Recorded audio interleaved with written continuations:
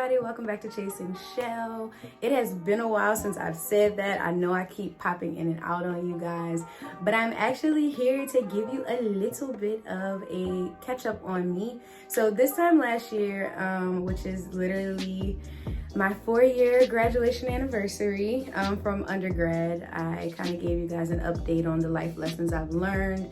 And life, it just doesn't turn out the way that you plan, but honestly turns out the way that God plans. So if you're interested in listening, please stay tuned. So first and foremost, I just want to say, thank you guys for your support. I say it all the time, but I really genuinely mean it. You guys mean the world to me. I know I don't have a ton of followers or a big following, but I always have said I do this for anybody who may need to see something. Like, I know that there are things that I go through and everybody's painting this perfect picture, like life is so perfect, but I don't ever want to paint that picture. I always want to be transparent with you. So let's get into it. So first update is, if you did not know, I received my bachelor's degree 4 years ago from LSU, so go Tigers. I received it in human resources, leadership development, and then fast forward to March of this year in 2020, I actually received my master's degree in human resources management. And unfortunately, the field just didn't work out. I have been searching for a job in the field for the last 4.5 years.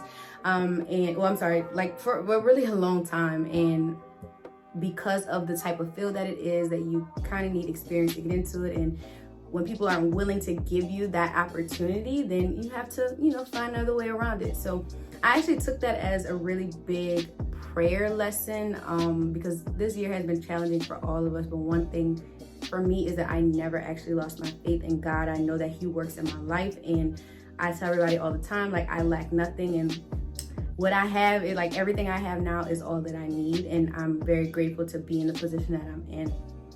Well, with that being said, I literally had to sit down and say, hey, this field isn't working out.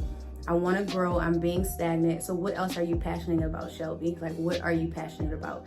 I'm passionate about helping people. I'm passionate about mental health issues. I'm passionate about just being unapologetically you, creating boundaries and not taking stuff off of people, not allowing people to do what they want with you. And I love to teach, instruct, and inform, which is what I do on my blog all the time, and create. So I have recently been enrolled into a new master's program. So I will have 2 masters in I will have 2 masters. This one will be in clinical mental health counseling.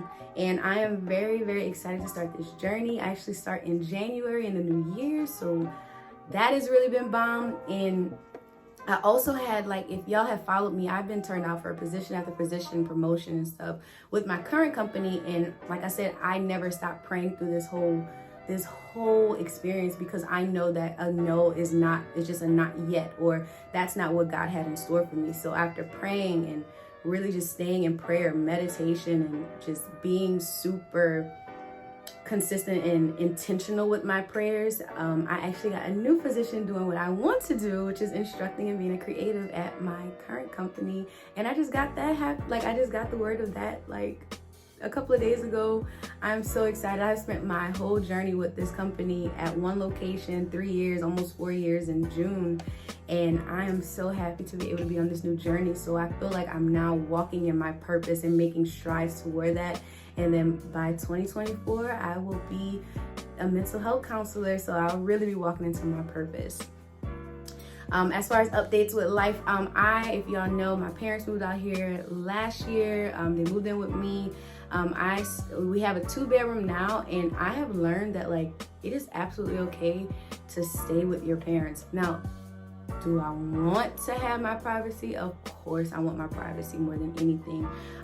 But I think of it in long-term savings wise. If I get another apartment, then I will literally be by myself, which I've been by myself for a few years. I've had an apartment for 5 years alone, but being able to come home and live with them was really dope, because I was able to pay down a lot of debt that I had accumulated when I was in undergrad and when I first moved here in 2017. And I think it has been really, really awesome the fact that I've been able to save and pay down that debt. My credit score shot up. I've been able to actually like invest in stocks and, just find other ways to invest. I also started my business this year, man. Like, it's been really cool. Like, I do website design for people. I do not code, but I use different platforms that allow you to have an aesthetically pleasing blog or vlog or business or somewhere where somebody can purchase something from you.